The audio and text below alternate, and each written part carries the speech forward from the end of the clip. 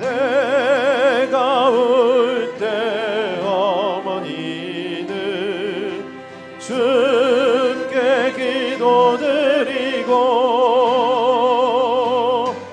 내가 기뻐 웃을 때에 찬송 부르십니다. 아침 저녁 읽으시던 어머니의 성경책 손때 남은 구절마다 모습 본 듯합니다. 믿는 자는 누구든지 영생함을 얻으리. 들려주신 귀한 말씀 이제 힘이 됩니다. 홀로 누워 괴로울 때 헤매다가 지칠 때 부르시던 찬송 소리 귀에 살아옵니다.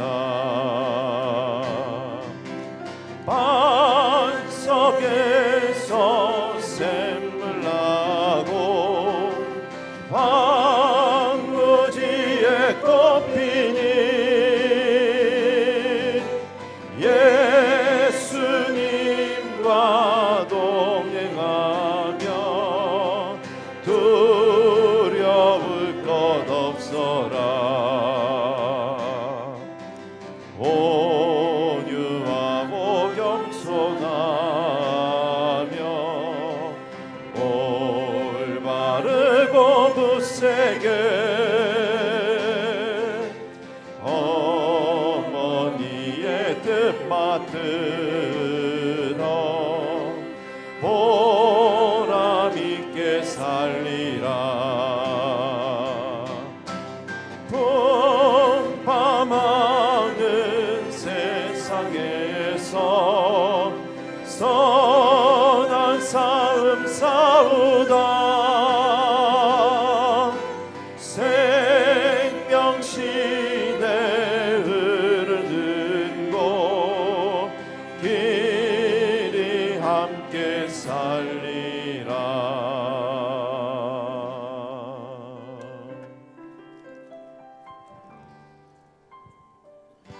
십자가 그 사랑 멀리 떠나서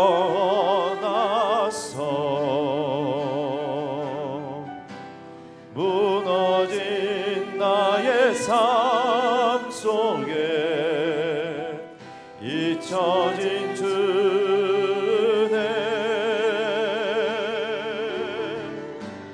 돌 같은 내 마음 어루만지사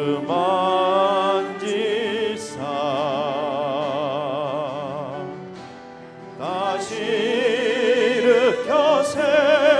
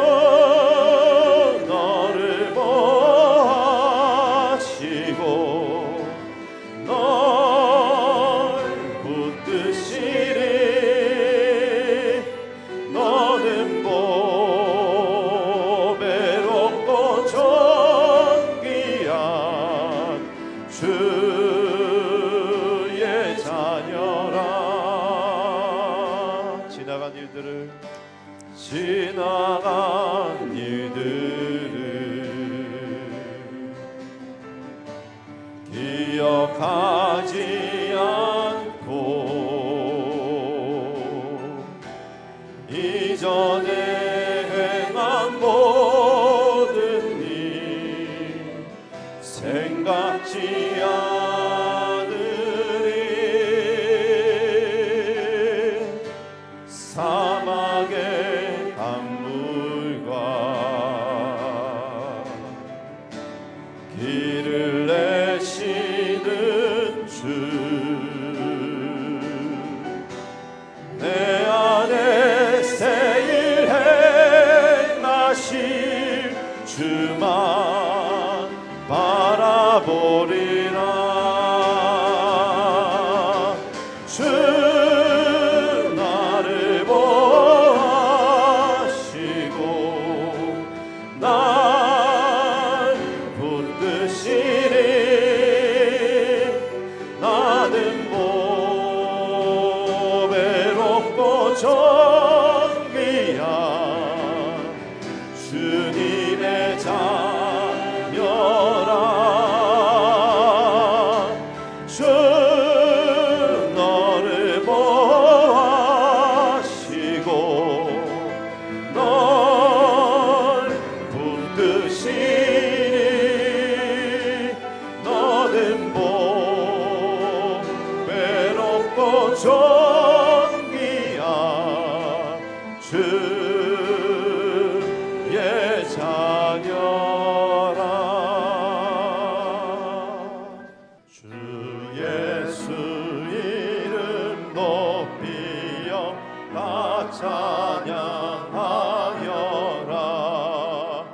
금별 유관을 들여서 만유의 주 찬양. 금별 유관을 들여서 만유의 주 찬양. 주 예수 당한 고난을 못 잊을 죄이나 내 귀한 몸에 바쳐서 만유의 주 찬양.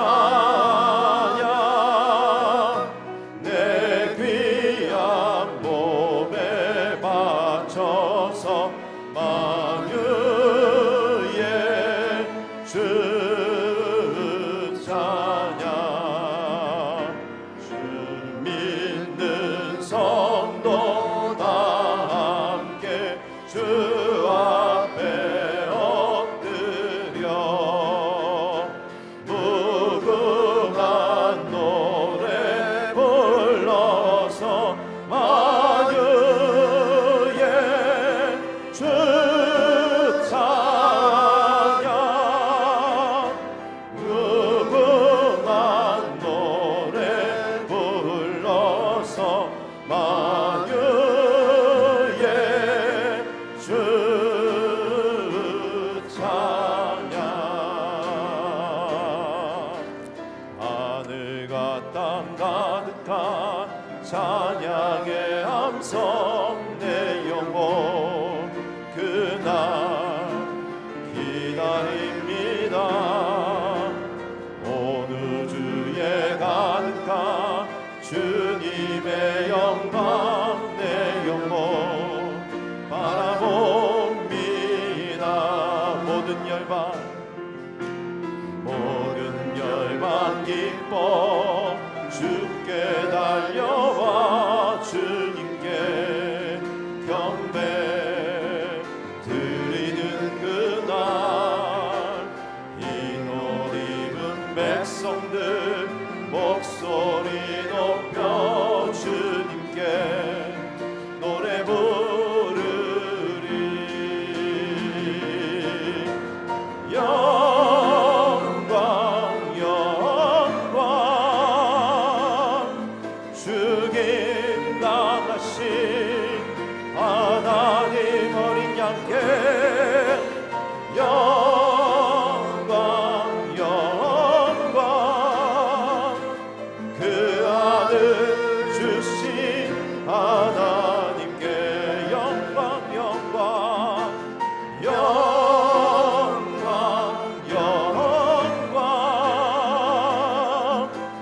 죽임당하신 하나님 어린 양께 영광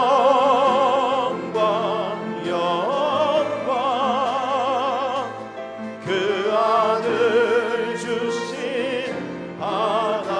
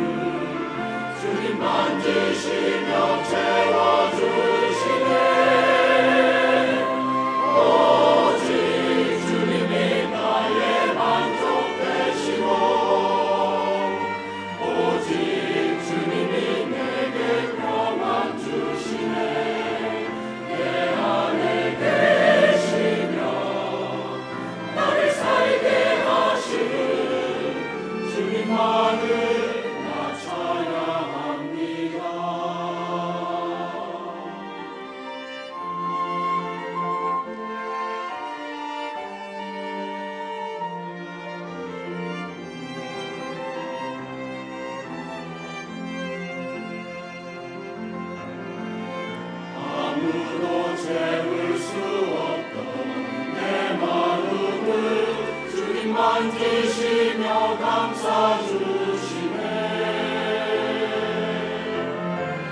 아무도 채울 수 없던 내 마음을 주님 만지시며 채워주시네.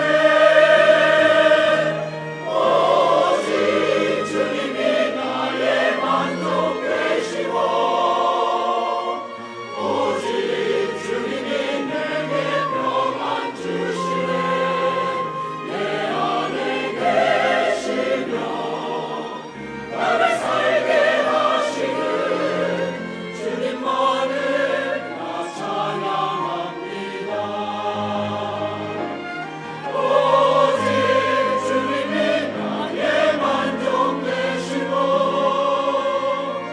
오직 주님이 내게 평안 주시네. 내 안에 계시며 나를 살게 하시는 주님만을 나 찬양합니다. 오직 주님만 나 찬양합니다.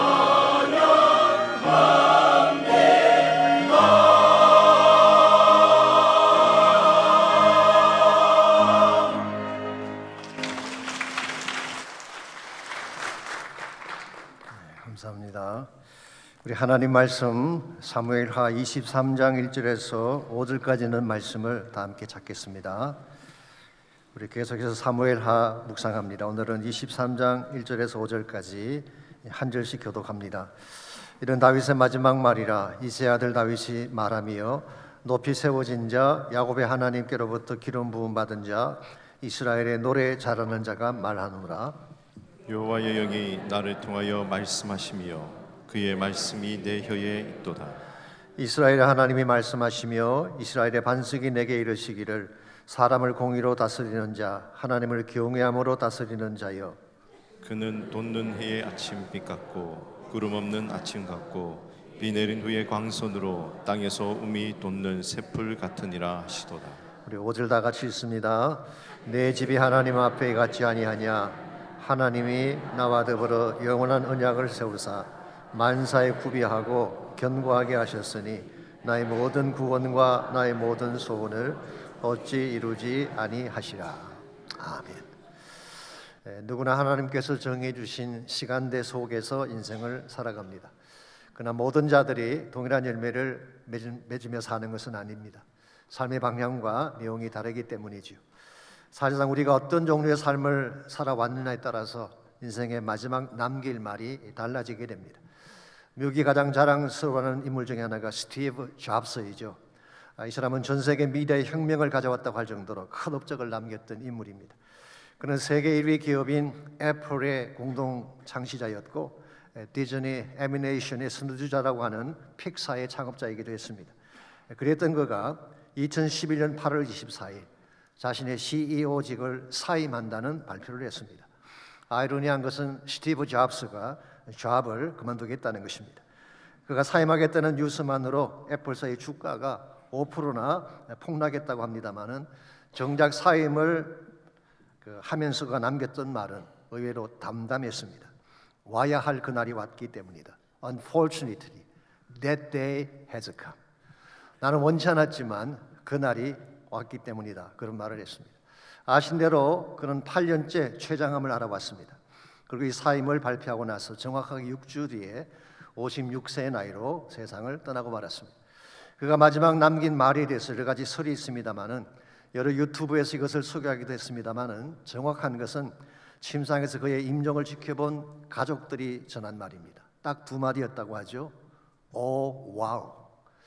이것은 감탄사할 수도 있겠지만 어떤 것을 본 충격에 대한 반응으로 볼 수도 있을 것입니다. 여러분 누구에게나 와야 할 그날은 반드시 옵니다. 그때 자신의 인생을 어떻게 평가할 것인가가 중요한 것입니다. 어떤 분들은 살아온 날을 후회하기도 하고 어떤 분들은 남긴 것이 없다고 허무하게 생각하기도 할 것입니다. 어떤 분들은 좀 더 잘 살았더라면 좀 더 사랑했더라면 하며 못다한 삶을 아쉬워하는 분도 계실 것이고 심지어 어떤 분들은 성공적인 삶을 살아노라고 자랑스럽게 인생을 고백하기도 할 것입니다. 여러분의 케이스는 어떤 경우인지 모르겠습니다. 성공인가요? 실패인가요? 후회스러운가요? 자랑스러운가요? 사실상 우리 인생의 성공과 실패를 결정하는 기준은 우리 인간이 아닙니다. 하나님이죠. 그분이 우리 인생의 시작자이시면서 동시에 최후 평가자이시기 때문에 그분이 인정해야 성공인 것입니다. 아무리 사람들이 환호를 치고 박수를 보내주어도 하나님의 기준에서 벗어났다면 그 인생은 실격입니다. 그러나 사람들에게는 미약하고 보잘것없어 보여도 하나님이 잘했다 그러시면 성공적인 삶을 산 것입니다. 그러므로 중요한 것은 하나님 안에서 최선을 다하는 것이죠. 사실 우리에게 주어진 시간이나 저녁이라고 하는 것은 다릅니다. 그러므로 일률적으로 인생을 평가할 수는 없습니다. 그럴지라도 자신에게 주어진 역량 안에서 최선을 다할 때 하나님 그것을 기뻐하시고 그 결과 우리의 삶 자체가 하나님 목적 위에 쓰임받게 되는 것입니다.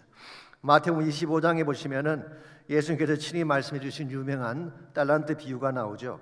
주인이 먼 곳으로 여행을 가면서 종들을 불러다가 한 사람에게는 5달란트를 맡기고 또 한 사람에게는 2달란트, 또 한 사람에게는 1달란트를 맡기고 떠났습니다. 여행에서 돌아온 그 주인이 정산을 하는데 5달란트 받았던 자는 5개를 남겨왔고 2달란트 받았던 종은 2달란트를 남겨왔습니다. 그랬는데 1달란트 받은 자는 달랑 1달란트만 들고 왔습니다. 그리고 이렇게 말을 합니다. 주인이여, 당신은 굳은 사람이라 심지 않은 데서 거두고 해치지 않은 데서, 즉 씨를 흩어뿌리지 않는 데서 모으는 줄 알았으므로 당신의 달란트를 땅에 숨겨 놓았노라. 여러분 이것이 정당한 변명 같습니까? 심지 않고 어떻게 거두며 씨를 뿌리지 않고 어떻게 소산을 모을 수가 있겠어요? 이건 논리도 맞지 않고 상식에도 벗어나는 변명인 것입니다. 그때 주인이 뭐라고 했나요? 악하고 게으른 종아, you wicked and lazy servant. 여기서 게으르다고 표현한 것은 이해가 됩니다. 아무것도 하지 않았기 때문에. 그런데 악하다고 하는 것은 좀 생각해 봐야 돼요. 왜 이 종의 행위를 악하다고 했을까요? 이 종의 행위 속에는 의도적인 측면이 있기 때문에 그런 것입니다. 만일 이것이 자신의 비전이 있었더라면 그렇게 했겠어요? 철저하게 모든 심리를 기울여서 했을 것입니다. 그런데 어차피 주인에게 돌아갈 이윤이니까 내가 굳이 관심을 다 쏟아 일할 필요가 있겠느냐, 이런 멘탈리티로 일을 했기 때문에 악하다고 말한 것입니다. 교회 사역을 이와 같은 모습으로 해서 되겠습니까? 내일이 아니니까 적당히 하자. 우리 흔히 말하는 것처럼 추삼촌묘에 벌초하듯이 남의 일 하듯 대충 한다면 이걸 하나님이 기뻐하시겠습니까? 감사하게도 저희 교회는 그런 분이 계시지 않아서 참 감사합니다만은 이와 같은 모습으로 일하는 일꾼은 하나님이 받아주시지 않습니다. 누가 전심을 다해 봉사하는지 아십니까? 교회 사역을 자신의 일로 여기는 사람이죠. 그런 사람은 물품 하나를 써도 더 아낍니다. 하나님 것이니까. 누가 선교사로 헌신하는지 아십니까? 하나님의 눈물이 나의 눈물이 되고 하나님 나라 비전이 나의 사명이 되는 자, 이런 자가 선교에 헌신하는 것입니다. 이러한 사람은 자신의 주어진 역할이 크건 작건 전심을 다해 섬기기 때문에 하나님 영광 위에 쓰임받는 것이죠. 여러분과 제 인생도 마찬가지입니다. 나의 인생이 나의 것이 아니라 하나님께서 주신 것이기 때문에 더 최선을 다해야 되는 것입니다. 나의 시간, 나의 재능, 나의 물질 땅에 묻어두고 사장시킨다면 하나님의 뜻을 어기는 것입니다. 하나님 목적을 위해 다 쏟아부을 때 그때 하나님께서 우리 삶을 통해 최상의 열매를 맺게 하시고 하나님 목적 위에 쓰임받게 하시는 것입니다. 1975년도에 발간된 유명한 책이 한 권 있습니다. 지미 카터가 썼던 책인데요, 책 제목이 Why Not the Best라는 책, 왜 최선을 다하지 않았는가라는 제목의 책입니다. 이 책은 그 당시 남부 조지아 출신의 무명 정치인에 불과했던 지미 카터가 자신을 미국인에게 알리기 위해 쓴 책이죠. 그 책 속에는 그의 가치관과 삶의 철학이 담겨져 있습니다마는 이분이 미 해군 사관학교를 졸업을 하고 보직을 받기 위해 잡 인터뷰를 할 때 그 당시 해군 제독이었던 하이만 릭 오버가 그의 학교 기록을 보며 질문했습니다. Did you do your best? 당신의 최선을 다했는가? 그때 처음에는 yes sir 했어요. 왜냐하면 상위 10% 안에 들어가는 졸업을 했기 때문에. 그러나 그는 그 다음 순간 대답을 수정합니다. No sir, I didn't always do my best. 항상 최선을 다한 것은 아니었습니다. 그때 릭 오브 제독이 던졌던 마지막 질문이 가대 남은 생애에 가장 큰 영향을 끼쳤다고 회고를 하고 있습니다. 그 질문이 뭔지 아십니까? Why not? 왜 최선을 다하지 않았는가? 하나님이 주신 다할 수 있는 역량이 있었는데 이것을 다하지 못한 것에 대한 질책의 질문을 던진 것입니다. 그때부터 카터는 무슨 일을 하든지 최선을 다하고 Why not the best가 그의 일평생 좌우명이 되었다고 합니다. 그 결과 조지아 플레인이라는 시골에서 땅콩 농사를 짓던 그가 미국의 39대 대통령에 당선되지 않았습니까? 이번 하나님은 우리의 삶을 최선을 다해 살기를 원하십니다. 나에게 주어진 역량을 최대한 발휘해서 하나님의 영광이 되기를 원하세요. 우리 인생은 한 번밖에 살지 못할 인생입니다. 그럴지라도 하나님이 주신 것이기 때문에 하나님이 기뻐하실 최선의 삶을 살아가야지 한 번을 살아도 바로 살게 되고 인생을 다 산 후에 하나님 앞에 갔을 때에 잘했다, 착하고 충성된 종아 칭찬을 받는 것입니다. 어떻게 하면 한 번밖에 살지 못할 인생을 하나님이 기뻐하실 베스트 라이프로 살아서 하나님께 영광이 될 수 있을지 오늘 같이 봉독한 본문을 중심으로 이것을 함께 정리해 보려고 합니다. 오늘 같이 그 본문에 보시면 다윗이 자신의 생을 마감하면서 남겼던 마지막 고백이 기록되어 있습니다. 사실 이것이 시로 기록이 되어 있기 때문에 어떤 성경학자들은 오늘 본문이 22장의 연장선이 아닌가 그렇게 해석하기도 합니다. 그러나 저는 그게 동의하지 않는데요. 왜냐하면 원래 본문의 말씀은 다윗의 일생을 요약하는 말씀이고 한 걸음 더 나아가서 장차 이루어질 더 큰 차원의 비전을 적고 있는 것이기 때문에 22장의 연장은 아닌 것입니다. 조금 더 설명을 드리자면 오늘 본문에는 장차 다윗의 후손으로 오실 메시아에 대한 예언적 말씀이 기록되어 있습니다. 그래서 많은 성경학자들은 이것을 선지적 찬양이라고 부르고 있고 prophetic psalm 혹은 messianic prophecy, 메시아 예언이다 그렇게 지칭을 하고 있습니다. 1절 말씀 보시면 이는 다윗의 마지막 말이라 이새의 아들 다윗이 말하며 높이 세워진 자 야곱의 하나님께로부터 기름 부음 받은 자 이스라엘의 노래 잘하는 자가 말하노라. 여기서 다윗은 자신을 이세 아들로 부르고 있죠. 사실 이 표현은 다윗의 대적자들이 다윗을 경멸할 때 쓰던 표현입니다. 예컨대 사울이 다윗을 그렇게 불렀습니다. 혹은 다윗의恩공을 무시했던 나발 같은 사람이 그렇게 지칭했고, 지난번 다루었던 반란했던 그 세바 같은 자가 다윗을 그렇게 지칭했습니다. 그런데 오늘 본문에서 다윗은 자기 자신을 그렇게 부르고 있죠. 이것은 자신의 출신이 그렇게 화려하지 않았음을 밝히는 말입니다. 쉽게 말하면 다윗은 금수저 출신이 아니라 평범한 집안 출신인 것을 밝힌 것입니다. 그럼에도 불구하고 다윗은 자신의 인생을 세 가지 단어로 요약을 하고 있습니다. 첫 번째로 나는 높이 세워진 자다. Raised by God on high. 아마도 자신에게 주어진 왕의 직분, 존귀한 직분을 표현한 것 같습니다. 두 번째로 나는 기름 부음 받은 자이다. Anointed by God. 성령으로 기름 부음 받고 남다른 지혜와 영성을 가졌던 사실을 설명한 것입니다. 세 번째로 노래하는 자, sweet psalmist. 이 말씀은 목청이 좋은 가수같이 노래를 잘한다 그런 뜻이 아니라 하나님을 찬양했던 예배자였음을 밝힌 것입니다. 한마디로 다윗은 자신이 받은 생애, 하나님께서 자신에게 주신 생애를 자랑스러운 삶이었다고 고백을 하고 있습니다. 하나님에 의해 들림받고 남다른 지혜와 능력으로 하나님을 섬겼고 무엇보다 하나님을 찬양하며 살았던 다윗의 삶, 이보다 더 아름답고 더 존귀한 인생이 어디 있겠습니까? 실제로 다윗이 남겼던 삶의 열매는 이스라엘 역사상 가장 위대하고 존귀했습니다. 한 걸음 더 나아가서 하나님 나라의 비전을 세우는 기초가 다윗의 인생이 되었죠. 요즘 우리가 생명의 삶을 가지고 큐티를 하는데요, 열왕기상을 묵상하고 있지 않습니까? 거기 보게 되면 이스라엘의 역대 왕을 평가할 때 기준이 무엇이었나요? 다윗입니다. 다윗과 같았더라 그러면 그 왕은 성공한 왕이에요. 그런데 다윗과 같지 않았더라 그러면은 실패한 왕이 되는 것입니다. 여러분, 이것은 다윗이 완벽해서 그렇게 기준을 삼은 것이 아닙니다. 다윗에게도 실수가 있었죠. 그러나 다윗은 자신에게 주어진 역량 안에서 최선을 다해서 하나님의 목적을 이루었기 때문에 다윗을 기준으로 삼은 것입니다. 오늘과 제 삶도 마찬가지입니다. 완벽하지는 않지만 우리에게 주어진 삶의 최선을 다함으로 하나님을 기쁘시게 해야지, 그래 우리 인생이 성공적인 인생이 되고 베스트 라이프가 되는 것입니다. 어떻게 하면 여러분과 제가 다윗처럼 하나님이 인정해 주시는 최선의 삶을 삶으로써 하나님께 영광을 돌릴 수 있을지, 오늘 본문에 소개된 다윗의 고백을 통해서 최선의 삶을 사는 세 가지 비결을 함께 정리해 보려고 합니다. 첫 번째로 하나님이 인정하시는 베스트 라이프를 살아가려면 축복된 언어가 필요합니다. 내 입술에 건강하고 밝은 언어가 있어야지 우리 삶을 아름답게 만들어갈 수가 있는 것입니다.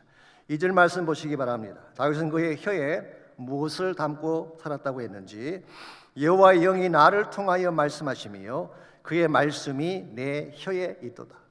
옛날 번역인 개역 한글에서는 여호와의 영이 나를 빙자하여 말씀하시며 그렇게 번역해 놓았어요. 이것은 소위 말하는 성령의 영감받은 상태를 가장 잘 보여주는 본문 중에 하나라고 할 수가 있습니다. 성령의 제자들이 성경을 기록할 때 자기 마음대로 쓴 것이 아닙니다. 성령이 주시는 감동을 따라 기록한 것이죠. 이와 같이 성령의 감동을 통해 하나님 말씀을 기록하는 것을 신학적 용어로 영감이라 그러죠. Inspiration. 더 정확하게 표현하면 Inspired by the Holy Spirit. 성령에 의해 감동받은, 디모데후서 3장 17절 말씀에 하면 God breathed. 하나님이 입김을 불어넣어주시는 것, 이걸 영감이라고 하는 것입니다. 하나님의 입김을 성령을 통해 불어넣어서 기록한 것이 성경책이기 때문에 모든 성경은 하나님 말씀이고 절대적 권위를 갖게 되는 것입니다. 그러므로 성경을 이해하려면 뭐가 필요할까요? 우리에게도 영감이 필요한 것입니다. 인스피레이션을 받지 아니하면 성경을 정확하게 해석할 수가 없는 거예요. 그래서 제가 오래전에 신학교에서 설교와 강의를 할 때 자주 학생들에게 물었던 질문이 있습니다. 토요일 밤 설교 준비가 막힌 목사님과 연세가 많으신 할머니의 공통점이 무엇인가? 둘 다 영감이 없다는 사실이죠. 영감이 없으면 아무리 고민해도 말씀이 풀리지가 않아요.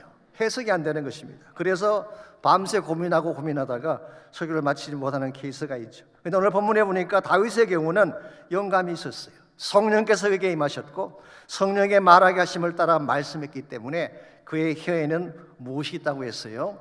그의 말씀이 있도다. 즉 하나님 말씀이 그의 혀에 있었던 것입니다. 그러므로 다윗의 언어는 하나님 말씀이 있는 혀이기 때문에 축복된 언어가 될 수밖에 없어요. 말씀을 입에 담고 사니까 진실된 말을 할 수밖에 없고, 그가 하는 모든 언어는 찬양이 되고 노래가 되고 축복이 되는, 오늘 여러분과 저에게도 이와 같은 성령의 언어, 말씀의 언어가 필요한 것입니다. 사실 오늘 우리의 혀가 바르게 되기만 하면 굉장히 좋은 열매를 맺을 수가 있는데, 우리는 안타깝게도 그런 말을 못할 때가 더 많이 있죠. 악한 말을 하기도 하고 더러운 말을 하기도 하고 찌르고 저주하는 말을 할 때가 있습니다. 그 결과 우리 주변에 있는 사람들이 얼마나 많이 상처를 받고 힘들어하게 됩니까? 그래서 나온 유명한 말이 있잖아요. 역사가 시작한 이래 칼이나 총에 맞아 죽은 사람보다 혀끝에 맞아 죽은 사람이 더 많다고. 이 말이 주는 파괴력이 더 심각하다는 거예요. 이런 면에서 우리는 참 정제되고 축복된 바른 언어를 써야 되는데, 실제로는 이것이 쉽지가 않습니다. 바른 말을 해야 되는데 그게 잘 안 돼요. 근본 이유가 어디 있을까요? 우리 안에 악한 것이 있기 때문에 그런 것입니다. 내 심령 가운데 악한 것이 담겨져 있는데 어떻게 나의 입술을 통해서 선한 것이 나올 수가 있겠어요? 이건 저의 말이 아니라 예수님께서 직접 하신 말씀입니다. 마태복음 15장에서 입에서 나오는 것은 마음에서 나오나니 이것이야말로 사람을 더럽게 하는 것입니다. 내 마음속에 악한 것이 있으면 악한 것이 나오는 거예요. 내 안에 더러운 것이 있으면 더러운 것이 나오는 것입니다. 내 안에 어둠이 꽉 차 있으면 어두운 말이 다 터져 나올 수밖에 없는 것이죠. 그러므로 나의 랭귀지, 입술의 혀를 바꾸려고 하면은 뭐가 바뀌어야 될까요? 내 마음의 근본이 바뀌어야 되는 것입니다. 그러므로 내 심령 한가운데에 성령께서 임재하셔서 성령이 내 마음을 지배하게 되면 그때 나의 입술을 통해 나오는 모든 언어는 성령의 언어가 되는 것입니다. 오늘 우리의 마음을 붙잡고 있는 어둠의 권세가 떠나가고 악한 권세가 떠나가고 저주하며 불평했던 모든 마음들이 다 떠나가고 하나님의 역신 성령으로 가득 차기만 한다면은, 성령이 말하게 하심을 따라 말하니까 우리 삶이 아름다워지고 열매가 존귀하게 되는 것입니다. 실제로 사도행전 2장을 보시게 되면 오순절날 성령께서 임하셨을 때에 어떤 현상이 일어났습니까? 오래전에 척 스웨인들 목사님은 세 가지 현상이 일어났다고 요약한 적이 있는데요. 첫 번째가 something they heard, 뭔가 그들이 들은 것이 있었어요. 급하고 강한 바람 소리 같은 것을 들었다고 했습니다. 두 번째로 something they saw, 뭔가 본 것이 있어요. 불의 혀같이 갈라지는 것을 보았습니다. 그리고 세 번째가 something they spoke, 그들이 무엇인가 말을 한 거예요. 그 말이 뭘까요? 2장 4절은 이렇게 기록합니다. 그들이 다 성령의 충만함을 받고 성령의 말하게 하심을 따라 다른 언어들로 말하기 시작하니라. 여기서 말하는 다른 언어가 영어 성경에 하면은 speaking in other tongues. 여기서 나온 우리가 늘 쓰는 용어가 방언이죠. 방언.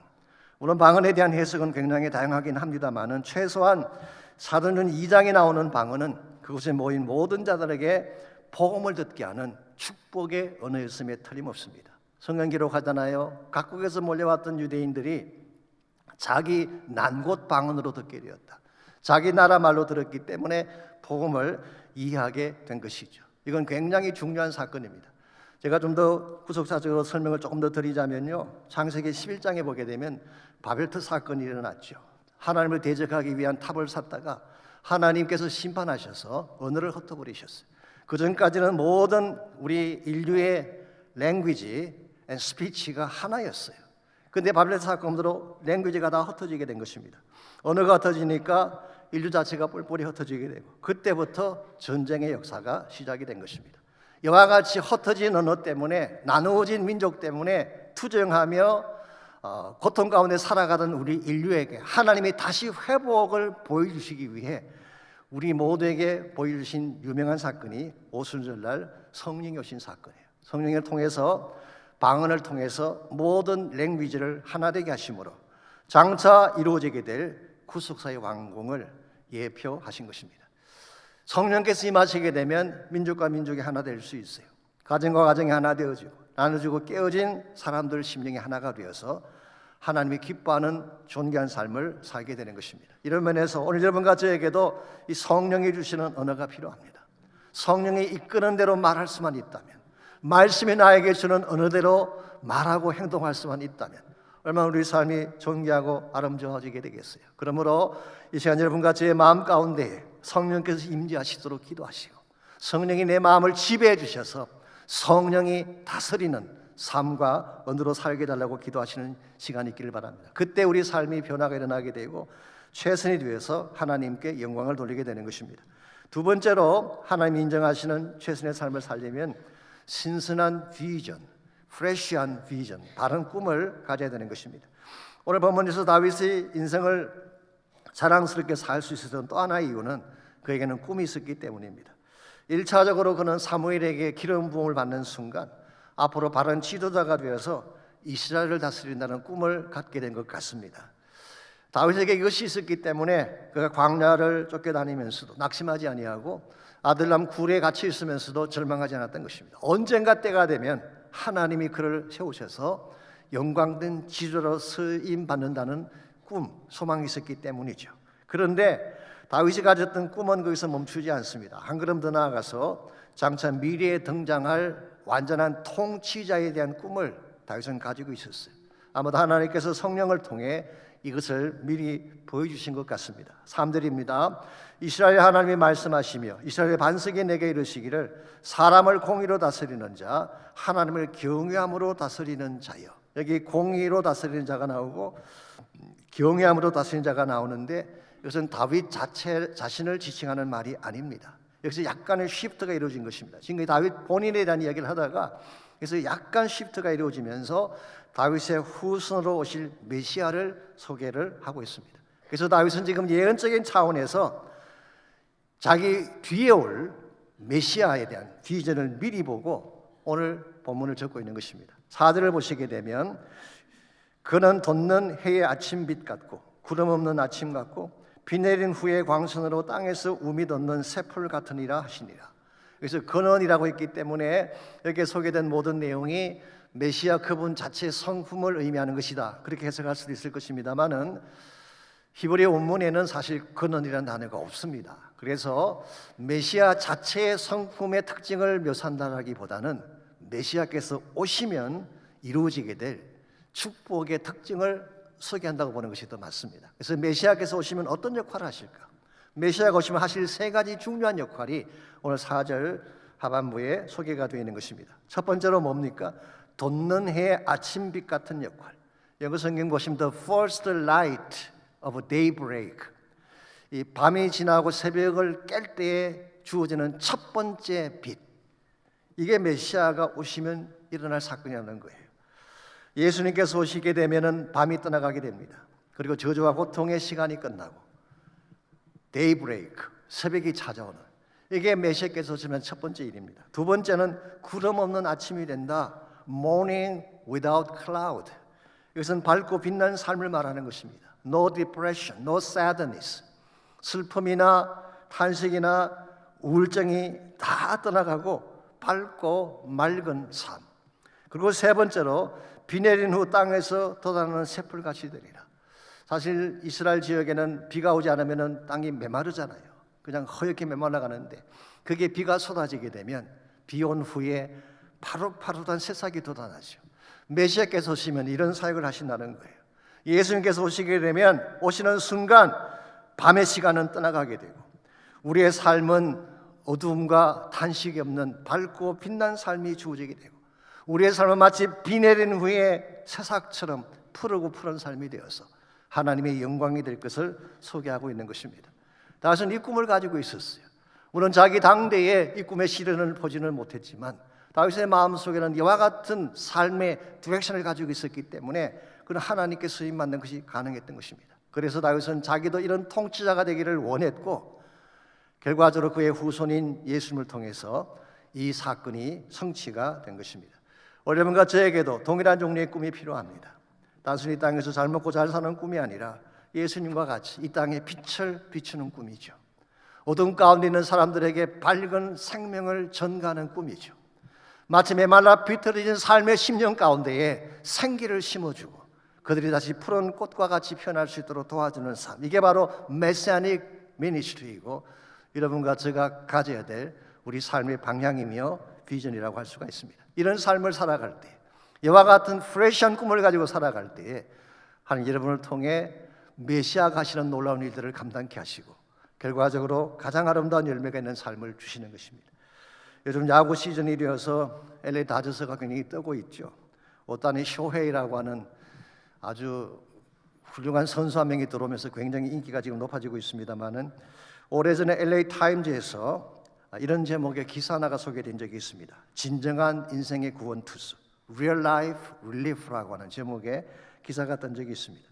이 기사는 팀 벌크라고 하는 구원 투수에 대한 스토리인데요. 이 팀 벌크는 뉴욕 매츠, 뉴욕 양키즈 같은 유명한 메이저리그 팀에서 선수로 뛰었던 사람입니다. 올스타에 뽑히기도 했고요. 평균 자책점이 2.72밖에 안 된대요. 굉장히 성적이 좋은 것입니다. 투수로서. 그랬던 이 사람이 1993년도에 갑자기 은퇴를 선언을 했습니다. 이유가 무엇인가 물었더니 자녀들과 더 많은 시간을 보내기 위해서. 보통 선수들이 가장 잘하는 18번 대답이 이거죠.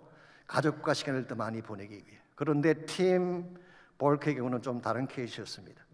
그게 4명의 자녀가 있었는데요. 이 4명 모두가 다 입양한 아이들이었어요. 2명은 한국에서, 1명은 베트남에서, 또 1명은 과테말라에서 입양한 고아들이었습니다.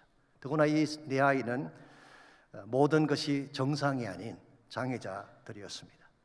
이 짐 볼크는 정말 신실한 크리스찬이었습니다만 그는 은퇴를 선포하며 다음과 같은 말을 남겼습니다.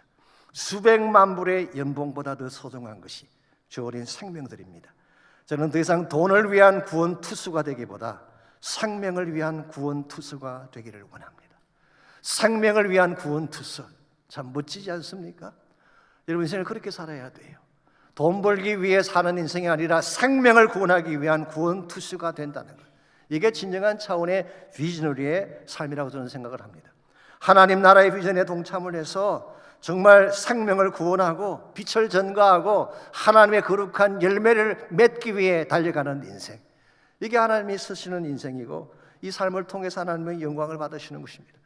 아까 우리가 FPP 제2기 수료식을 했습니다만 이 수료장을 받는 것으로 끝나서는 안 될 것입니다. 그야말로 여러분 한 분 한 분이 선교적 삶을 살아내야 돼요. 이제부터는 선교적 관점으로 성경을 보시고 선교적 관점으로 사업도 하시고 선교적 관점으로 시간과 돈도 쓸 때 여러분 한 분 한 분이 생명의 구원 투수가 되어서 주님 오시는 그날까지 영광스럽게 쓰임받게 될 줄 믿습니다. 우리의 인생이 이렇게 돼야지 하나님이 기뻐하시는 베스트 라이프가 되는 거예요. 하나님이 인정하시는 베스트 라이프가 되려면 1차적으로는 성령에 이끌려야 돼요. 내 모든 삶이 성령에 사로잡혀서 말을 하건 행동을 하든 성령이 이끄는 대로 살아가는 삶. 두 번째는 바른 비전을 가져야 돼요. 생명을 구원하고 주의 나라 비전을 이루기 위한 우리의 비전이 분명할 때 우리 삶이 베스트가 되어서 쓰임받는 것입니다. 마지막 세 번째로 하나님 인정하시는 최선의 삶을 살려면 성취의 손길, 성취하시는 하나님의 손길이 필요합니다. 우리 인생을 베스트 라이프로 만드는 것은 우리의 힘만으로 안 된다는 뜻입니다. 하나님의 손이 함께 해야 되는 것입니다. 그때 하나님께서 우리가 필요로 하는 모든 구원과 소원을 다 이루어 주십니다. 5절 말씀입니다. 내 집이 하나님 앞이 같지 아니하냐. 하나님이 나와 더불어 언약, 영원한 언약을 세우사 만사에 구비하고 견고하게 하셨으니 나의 모든 구원과 나의 모든 소원을 어찌 이루지 아니하시라. 여기서 다윗은 자신의 모든 소원과 모든 구원을 영어 성경 보시면은 all my full salvation and all my desires, 내 모든 소원과 나의 모든 full salvation을 누가 이루신다고 했어요? 하나님이 나와 더불어 언약을 맺으시고 만사에 구비하게 하셔서 나의 구원과 소원을 어찌 이루지 아니하시라. 하나님 여러분과 제 모든 소원을 성취하시는 분이에요. 우리를 구원하시는데 필요한 모든 것들을 다 이루셔서 완전한 구원이 주어지게 하시는 분이 하나님이에요. 오늘 본문에 보니까 세 가지 차원으로 일을 하셔서 이 우리의 구원, 우리의 소원을 이루신다고 하셨죠. 첫째는 영원한 언약을 세우심으로. 아마도 사무엘하 7장 12절 13절에 기록된 다윗의 언약을 언급하고 있는 것인지도 모르겠습니다만은 아시죠? 하나님이 나단 선지자를 보내가지고 다윗과 언약을 체결하시잖아요. 그때 이렇게 말씀하셨어. 내 몸에서 날 내 씨를 통해서 왕국을 세우리라. 이 왕국은 견고하고 영원한 왕국이 될 것이다 말씀하셨죠. 거기서 하나님께서 말씀하신 내 몸에서 날 내 씨가 누구를 지칭하는 것일까요? 솔로몬? 아닙니다. 솔로몬은 화려한 왕은 되었지만 그가 죽은 후에 나라가 깨어졌어요. 영원한 왕국을 이루지 못했어요. 그러므로 사무엘하 7장 12절 13절에서 약속한 언약의 실제 주인공은 예수 그리스도입니다. 그래서 예수님을 통해 이룩하게 될 하나님 나라 언약, 구원의 언약이고 피의 언약을 의미하는 것입니다. 두 번째로 만사에 구비할 것이다. 이 말은 모든 필요한 것을 다 준비해서 공급하신다 그런 뜻이에요. 그리고 세 번째로 견고하게 하신다. 이와 같이 하나님께서 만드신 구원의 사건, 하나님 나라의 사건은 누구도 건드릴 수 없도록, 누구도 흔들거나 빼앗아가지 못하도록 하나님이 견고하게 보호하신다 그런 뜻이에요. 자, 이와 같이 하나님께서 자신의 약속에 근거해서 그리고 모든 것을 다 준비하신 후에 우리 삶을 견고하게 붙들어 주신다면 우리를 흔들 사건이나 대상이 어디 있겠어요? 우리의 모든 구원과 우리 모든 소원은 성취될 수밖에 없는 것입니다. 그러므로 우리 인생의 진정한 성취자는 하나님이에요. 나의 힘만으로 절대로 인생의 성취를 이룰 수가 없습니다. 나의 노력이나 나의 두뇌나 내가 가진 기술만으로 절대로 인생의 성공자가 될 수 없어. 하나님이 내 인생의 주인이 되면, 하나님이 작정하셔서 나를 축복해 주시면, 그럼 우리 인생은 견고한 인생이 되고 완성되고 성취된 인생이 되어서 주의 영광을 위해 쓰임받게 되는 것입니다. 제가 오래전에 그 코스타라고 하는 유명한 모임이 있죠. 우리 매년 시카고 그 웨스턴 칼리지에서 모이는 유학생들을 위한 모임이었습니다. 그게 제가 강사로 초청을 받고 가서 제가 말씀을 전한 기회가 있었는데요. 그때 함께 오셨던 한국에서 오신 강사님 한 분이 이런 간증을 해주셨어요. 이분은 한국에서 유수한 법과대학을 졸업을 하고 사법고시에 합격을 해서 검사가 된 사람이었습니다. 그런데 이분은 검사직을 사임을 하고 미국에 유학을 왔어요. 그리고 코넬 대학교 법과대학에 들어가서 박사학위를 마치고 다시 한국에 나와서 한 국립대학교에서 법과대 교수를 하고 있는 그런 분이에요.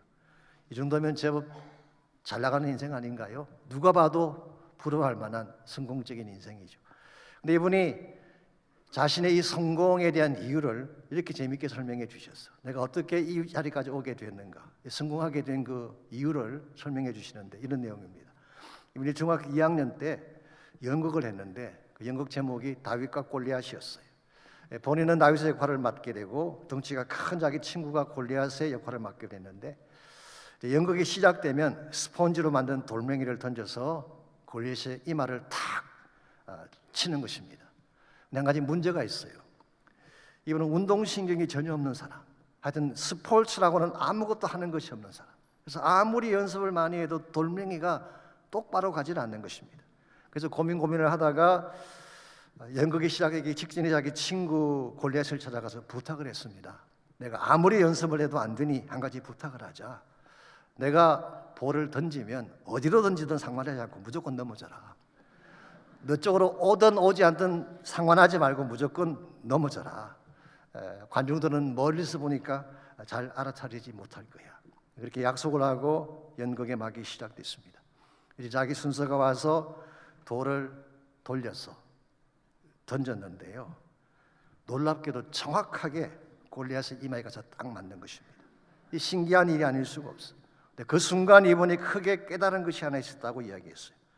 자신은 지금까지 성경을 볼 때마다 다윗이 평소에 물맷돌 던지는 연습을 많이 했기 때문에 골리앗을 맞춘 것이다, 그렇게 본인도 생각을 했고 그렇게 설교하시는 말씀도 많이 들었는데 그 연극에서 이걸 체험하는 순간 그게 아니라는 깨달음이 왔다는 것입니다. 하나님이 작정하시면 누가 던져도 맞출 수 있다는 사실. 다윗이기 때문이 아니라 자기가 공부를 열심히 하고 준비를 많이 했기 때문에 사법고시에 패스하고 높은 위치까지 올라간 것이 아니라 하나님이 작정하시면 누구나 골리앗의 이마를 명중시킬 수 있다는 거예요. 그래서 그분이 내린 결론은 이것입니다. 성공의 성취는 하나님 손에 달려있다. 나의 노력도 필요하긴 하지만 환경이나 운명도 필요하긴 하겠지만 궁극적으로 내 성공의 근본 이유는 이 모든 것을 성취하시는 하나님 손에 달려있다. 믿습니까? 믿는다면 이제부터 여러분 자신을 의지하지 마십시오. 세상을 붙들지 마시고 하나님의 견고한 손을 붙들고 사시기를 바랍니다. 그 손이 능력의 손입니다. 그 손이 기적의 손이고, 그 손이 치유의 손이고, 그 손이 죽은 자를 살리는 생명의 손입니다. 여러분이 아무리 연약하고 미약할지라도, 아무리 무능력할지라도 이 능력의 손을 붙잡고 기도하게 되면 불가능이 가능으로 바뀔 줄 믿습니다. 능치 못할 일이 없으신 하나님이 나를 도와주실 것이기 때문에 중요한 것은 하나님이에요. 하나님이 나의 편이 되어 주시기만 한다면은, 하나님이 나를 도와주시기만 한다면은, 하나님이 작정하시기만 한다면은 어떠한 골리앗의 임하도 명중시킬 수가 있고, 어떠한 삶의 계획도 성취할 수가 있고, 하나님 영광으로 쓰임 받게 되는 것입니다. 그러면 여러분과 제가 함께 기도하기를 원하는데, 나가 지금까지 의지했던 모든 다른 손들을 다 내려놓고 오직 한 분, 전능하신 하나님의 손만 붙잡고 기도하시길 바랍니다. 전능하신 나의 주 하나님은 능치 못하실 일 전혀 없네. 우리의 모든 강구도, 우리의 모든 생각도, 우리의 모든 꿈과 모든 소망도 신실하신 나의 주 하나님은 우리의 모든 괴로움 바꿀 수 있네. 불가능한 일 행하시고 죽은 자를 일으키시니 그를 이길 자 아무도 없네. 주의 말씀을 의지하여 깊은 곳에 금을 던져 오늘 그가 놀라운 일을 이루시는 것 보라. 주의 말씀을 의지하여 믿음으로 금을 던져 믿는 자에게 능치 못함 없네. 다 일어나셔서 다시 한번 이 고백을 선포합니다. 전능하신 나의 주 하나님, 전능하신 나의 주 하나님은 능치 못하실 일 전혀 없네. 우리의 모든 간구도, 우리의 모든 생각도, 우리의 모든 꿈과 모든 소망도 신실하신 나의 주 하나님, 신실하신 나의 주 하나님은 우리의 모든 괴로움 바꿀 수 있네. 불가능한 일 행하시고 죽은 자를 일으키시니 그를 이길 자 아무도 없네. 주의 말씀을 의지하여 깊은 곳에 금을 던져 오늘 그가 놀라운 일을 이루시는 것 보라. 주의 말씀을 의지하여 믿음으로 금을 던져 믿는 자에게 능치 못하는데. 주의 말씀을 의지하여, 주의 말씀을 의지하여 깊은 곳에 금을 던져 오늘 그가 놀라운 일을 이루시는 것 보라. 주의 말씀을 의지하여 믿음으로 금을 던져 믿는 자에게 능치 못하는데. 믿는 자에게 능치 못하는데. 믿는 자에게 능치 못하네. 다시 한번 선포합니다. 믿는 자에게 능치 못하네.